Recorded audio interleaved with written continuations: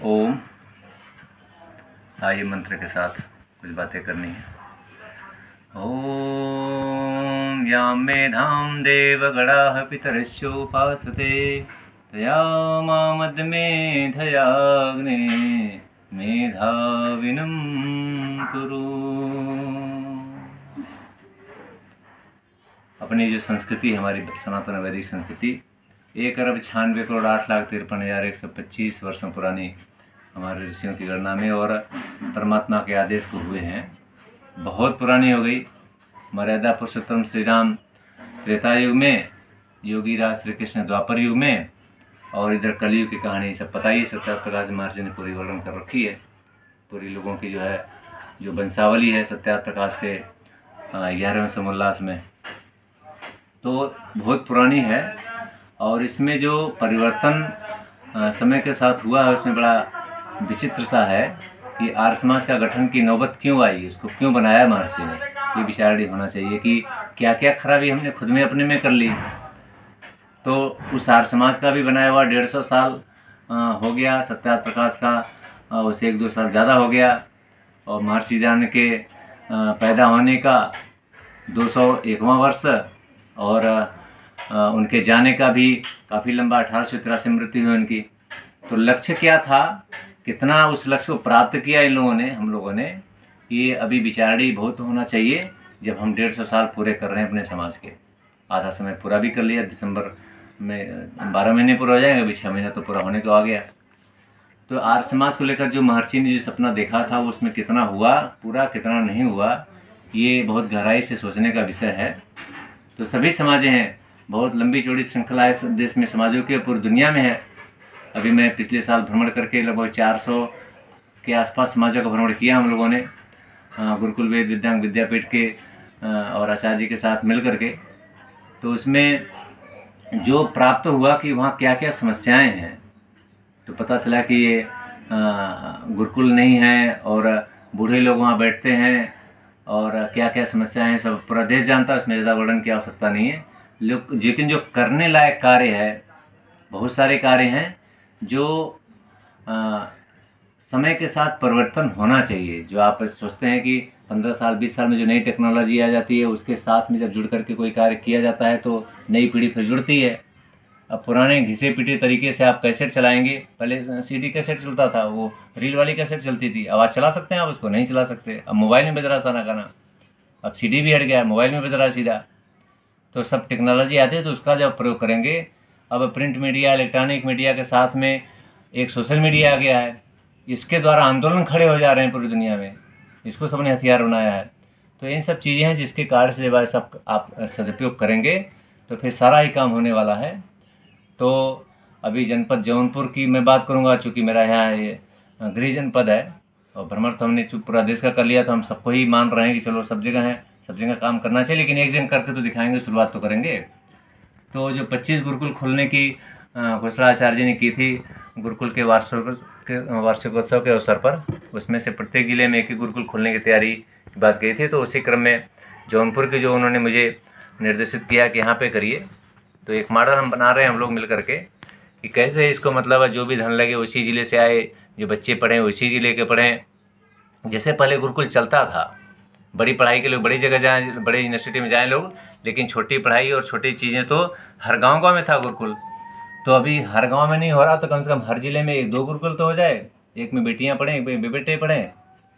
तो अपने आर्य समाज के 150 वर्ष पूरे होने के उपलक्ष्य में, महर्षि दयानंद के 200वें जन्म के पूरे होने के अवसर पर, और आगे भी स्वामी श्रद्धानंद के बलिदान का 100 साल, और फिर 2027 में स्वामी पंडित राम प्रसाद बिस्मिल के बलिदान का 100 साल, ये सब जो अपने पास पर्व हैं, ये आर्य समाज के पर्व हैं। और इन आर्य समाज के पर्वों को जैसे हम आर्य पर्व पद्धति मनाते हैं, तो उस पर हम अपने आप को नई ऊर्जा से भरते हैं। तो इनका जाना ये हमें संदेश दे रहा है कि आप भी चले जाएंगे। आप थोड़ी उम्र में जाएं, ज़्यादा उम्र में जाएं, लेकिन जाएंगे ज़रूर। तो क्या संदेश देकर जाना चाहते हैं? वो लोग तो क्रांतिकारी बन के गए, फांसी पड़कर चढ़ करके और गोली खा करके और शहीद होकर के गए। तो आज हमें संदेश ले रहा, तो हम आर्य समाज के लोगों से क्या संदेश लोग लेंगे? तो इसमें करणी जो है वो काम किया जाना चाहिए। चुनाव की प्रक्रिया से लेकर के, सिद्धांतों के पालन से लेकर के, यज्ञ से लेकर पंचमहायज्ञ और संदेह उपासना से लेकर सारी चीज़ें जो नियम बनना चाहिए, जो करना चाहिए, कुछ व्यवस्था नहीं है हमारे पास में। कोई प्रशिक्षण की व्यवस्था नहीं है। लोग आते हैं, बैठते हैं, सुनते हैं, समझते हैं, जिसको जितना सीख लिया। न कोई परीक्षण है। अभी हम लोग क्लास लाते हैं तो उसमें एक एक शब्द में गलती आ रही है। क्यों आ रही है? क्योंकि कोई प्रशिक्षण हमने दिया ही नहीं किसी को। व्यक्ति ने अपनी भावना से जितना सीख लिया। तो बहुत सारे परिवर्तन की आवश्यकता है, और ये परिवर्तन कोई बूढ़ा व्यक्ति नहीं कर पाएगा। साफ साफ जान लीजिए, सब लोग नहीं कर पाएगा। तो नए व्यक्ति जो आ रहे हैं, सबको करेंगे, नए लोग नहीं आते हैं। नए लोग आ गए तो आपको पछते नहीं है। नए लोग आपको सिंहासन डोलता हुआ दिखाई पड़ रहा है, इंद्रासन डोलता दिखाई पड़ता है। ऐसा मत करिए, उसको आगे बढ़ने दीजिए। और ये सब काम हो, जरूरी काम है, तो नयापन आएगा। तो जब आप अवसर दीजिएगा, आशीर्वाद दीजिएगा, तब होता है ये।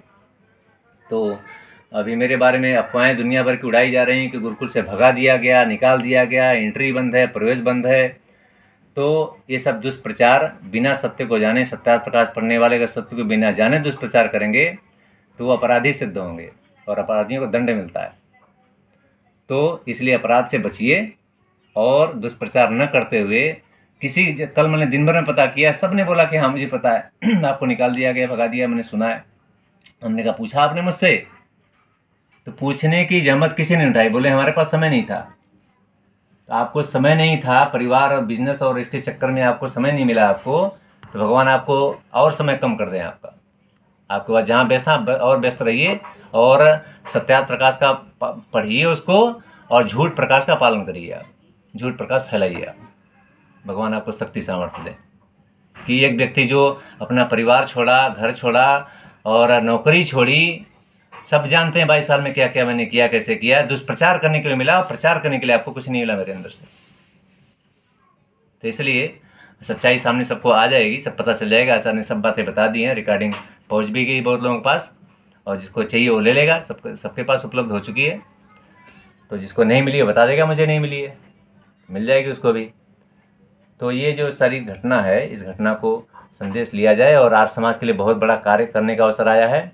आज आपस में लड़ने को तैयार हैं कि पद नहीं छोड़ेंगे, तो कल को अभी लाठी लेकर के आएंगे, तलवार निकाल के लेने वाले हैं। सारे भरे पड़े हैं जौनपुर में। 50 आदमी आएंगे, 100 आदमी आएंगे, गर्दन रेत के चले जाएंगे, कोई खड़ा नहीं होगा, सब भाग जाएंगे, कोई मैदान नहीं पकड़ेगा।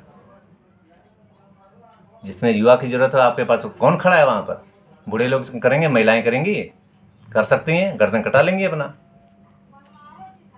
वो सब आपके बस का है नहीं। जिसके बस का है उसको आप करने देना नहीं चाहते। तो मेरा ऐसा मन है कि मतलब थोड़ी कमी हमारे अंदर भी है, तो थोड़ा उपवास आदि किया जाए। तो अभी मैं 36 घंटे का उपवास है मेरा, कल से रात्रि से। कल दोपहर में वैसे भोजन किया था, उसके बाद से तो थोड़ा मोड़ा जलपान आदि करके ही बस चल रहा है। रात्रि में थोड़ा भोजन कर लिया था 10-11 बजे के 12 बजे के आसपास में, तब से है। तो कल दोपहर तक चलेगा ये। तो जल भी नहीं रहेगा इसमें शामिल, भोजन भी नहीं रहेगा, सारा ही उपवास रहेगा कि अपना हृदय परिवर्तन हो, अपना जो मानसिक शुद्धि हो, अपनी वैचारिक शुद्धि हो, और जो जहाँ तक संदेश जा रहा है सबकी शुद्धि हो, जिससे कि सही समय पर सही निर्णय लें। मुझे कोई पद का चाहत नहीं है, मुझे काम करने की चाहत है, लेकिन पद अगर बीच में आ रहा है, बिना पद के काम नहीं होता, जिम्मेदारी काम नहीं होता है, तो फिर वो तो चाहिए। और सबका नियम है, नियम बना हुआ कि 3 साल से ज़्यादा कोई प्रधान ना रहे। तो 20 साल से कोई एक व्यक्ति प्रधान कैसे बन के घूमेगा भाई? सब लोग मना कर रहे हैं, फिर भी नहीं समझ में आ रहा है। तो नहीं समझ में आ रहा है तो फिर उसमें जब परमात्मा ने ऐसे उल्टे लिखा हुआ है कि करेंगे, करना है, तो फिर हो जाएगा। उसमें मैं क्या कर सकता हूँ? लेकिन फिर भी हम कोशिश करेंगे कि ये सब चीज़ें ना हो, और जो बड़े लोगों आशीर्वाद दें, और छोटों को आशीर्वाद की कामना करनी चाहिए। आशीर्वाद प्राप्त करने से आयु, विद्या, यश और बल बढ़ जाते हैं। हम लोगों ने लोग पढ़ रखा है मनुस्मृति के अंदर से। तो बात करेंगे आज, देखेंगे कि क्या कैसा रहता है। तो आप सभी के लिए जानकारी के लिए है कि मैं आज उपवास में हूँ, और अपनी शुद्धि के लिए, अपनी पवित्रता के लिए, और सबके आत्मा में बल आए। सब लोग सोचे कि भाई त्याग करके अगर काम हो सकता है तो त्याग करना चाहिए। भोजन पानी छोड़ने से अगर किसी का मानसिक शुद्धि होती है, तो पहले तो छोड़ने वाले की शुद्धि हो जाएगी। महात्मा गांधी इतने बड़े उपवास किए, गलतियां भी बहुत सारी करी, लेकिन उपवास के अंदर से जो बल आया वो दुरुपयोग हो गया उसका। लेकिन बल तो आता है, हमने सुना है, पढ़ा है, तो उसको हम प्रैक्टिकल करके देख लेते हैं कि अगर ऐसा होता है तो करके देखेंगे, करके अच्छा रहेगा। अपने जीवन का अनुभव, गांधी जी की कहानी पढ़ के क्या है, जो भी है, जैसा भी है, जो गलतियाँ हुई उससे सीख लेते हुए कि गलती ना हो। तो संयोग से मेरा जन्मतिथि भी 2 अक्टूबर ही है, और गांव वाले पता नहीं कहाँ से गांधी गांधी भी करते थे उधर, अभी तो बंद कर दिया जब से हमारे समाज में आ गए, थोड़ा कम कर दिया, नहीं तो गांधी गांधी चिल्लाते थे। तो वो सब चीज़ें थोड़ा प्रैक्टिकल करने की हैं कि जो है सत्याग्रह होता कैसे है। सत्याग्रह प्रकाश पढ़ करके सत्याग्रह नहीं हुआ, सत्य का आग्रह मैं भी कर रहा हूँ, सब लोग करें कि सत्य क्या है। तो सत्य का आग्रह है तो झूठ का प्रचार न करें, सत्य का पता कर लें, उसके बाद करें, पूरा खुल के करें, बढ़िया करें। अगर गुरसु को मुझे भगा दिया गया तो पूरा पता किया जाए, उसको किया जाए अच्छे से भाई कि क्यों भगा दिया, किस परिस्थिति में भगा दिया जाए। तो इसको बताने का काम तो गुरुकुल करेगा, आचार्य जी करेंगे।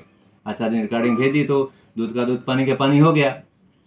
इसलिए आर्य समाज के नाम पर जो करने का है वो किया जाए, और उपवास रख करके सब लोग शुद्धि करें अपनी, कि महर्षि ध्यान के अभियान में कहीं से भी रोड़ा अगर आ रहा है तो एक प्रकार का अपराध है, इस अपराध से बचा जाए। और जो करनी है, जो करने लायक है, जो किया जा सकता है, जो हो सकता है, जो कर सकता है, उसको जिम्मेदारी देकर आगे बढ़ाया जाए। तो आप सभी से आशीर्वाद की कामना करते हुए एक मांग कर रहे हैं हम कि जो है ठीक प्रकार से निर्णय लीजिएगा कल, जिससे कि कार्य आपका आगे बढ़े और आपको स्वयं गर्व हो कि चलो हमने अच्छा निर्णय ले लिया। मोदी जी को जब बना रहे थे प्रधानमंत्री तो लोग बड़ी चिल्ला मटर रही थी, बहुत सारे लोग थे, लेकिन बन जाने के 1 साल 2 साल 3 साल के बाद और फिर अगले कार्यकाल में जो संतुष्टि पूरे देश को मिली है वो पूरी दुनिया को मिली है। इसलिए तो ये जो निर्णय हो उसमें ऐसा हो कि मतलब भविष्य में हमारा बहुत अच्छा कार्यक्रम बन सके, हम कर सकें इसको।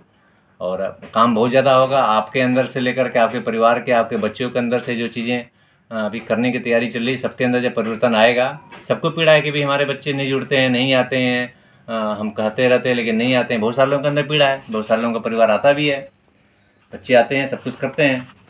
तो ये पीड़ा आपके अंदर से ख़त्म हो जाएगी इस कार्यक्रम के साथ में, जब बच्चों को ट्रेनिंग मिलेगी। यहाँ पर मंदिर के अंदर भी ट्रेनिंग मिलेगी, आर्मी दल का शिविर लगकर ट्रेनिंग मिलेगा, और चारों तरफ जो जागृति आएगी, जिस तरह बहुत तरह के काम सोचे गए हैं जो होने चाहिए।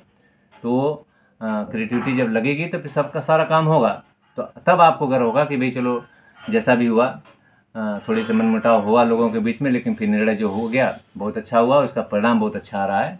तो फिर वो सब चीज़ें सब इतिहास में चली जाएंगी, और फिर सब लोग यहीं पर हैं, सब एक दूसरे को मना लेंगे, समझा लेंगे, बता लेंगे, और जब काम होते हुए जब देखते हैं तो फिर आज सब लोग प्रसन्न हैं मोदी जी से।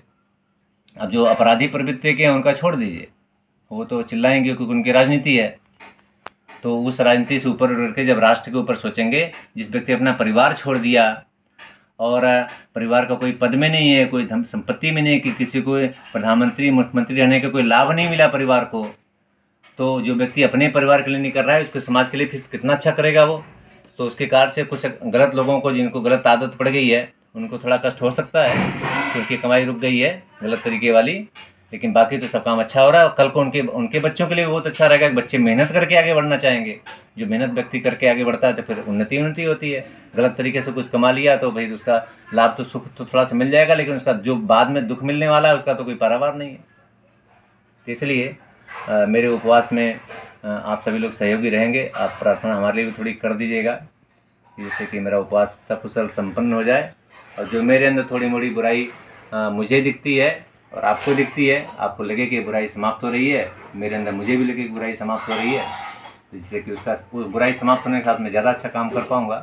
तो इस निवेदन के साथ मैं आज अपनी बात समाप्त कर रहा हूँ कि आप सभी लोग इसमें सहभागी रहेंगे, और हृदय परिवर्तन, मानसिक बौद्धिक परिवर्तन और आत्म जागृति, ये सब चीज़ें घटित होनी चाहिए। तो ये इस शुद्धिकरण के अभियान से ही होता है। शौच, संतोष, तपस्या, स्वाध्याय से प्रधान, ईश्वर प्रधान तक की शुद्धि की बात योग में कही जा रही है, नियम के अंदर कही जा रही है। तो वो करने की चीज़ है। तो हम सब लोग मिलकर के कल मिलेंगे आप सभी से, तो आप सबको पता ही चल जाएगा वीडियो के माध्यम से कि मैं उपवास पर हूँ। इसलिए क्योंकि मैं आऊँगा साथ तो इसको मिलना रहेगा, अपना मिल लेगा। लेकिन इस काम को कीजिए, और जिसका जो सहयोग हो सकता है, जिससे निवेदन किया जा सकता है निवेदन कीजिए, और मुझे जिससे इसे निवेदन करना है मैं कर लूँगा शाम तक में।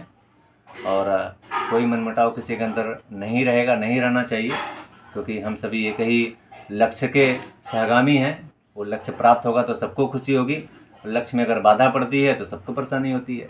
लक्ष्य क्यों नहीं मिलना चाहिए? मिलना चाहिए, मेहनत हो रही है तो। इसलिए काम करने का एक समय होता है, वो समय अगर जब निकल जाता है तो फिर वो फिर परेशानी हो जाती है, फिर काम माहौल बनने में समय लगता है, मेहनत लगती है। इसलिए आप सभी से निवेदन करते हुए मैं इस बात को यहाँ पर समाप्त कर रहा हूँ कि आप सभी मेरा उत्साहवर्धन करिए, आशीर्वाद दीजिए और मेरे इस उपवास को सफल बनाने का सहयोग प्रदान कीजिए। ओम शांति ही शांति ही शांति।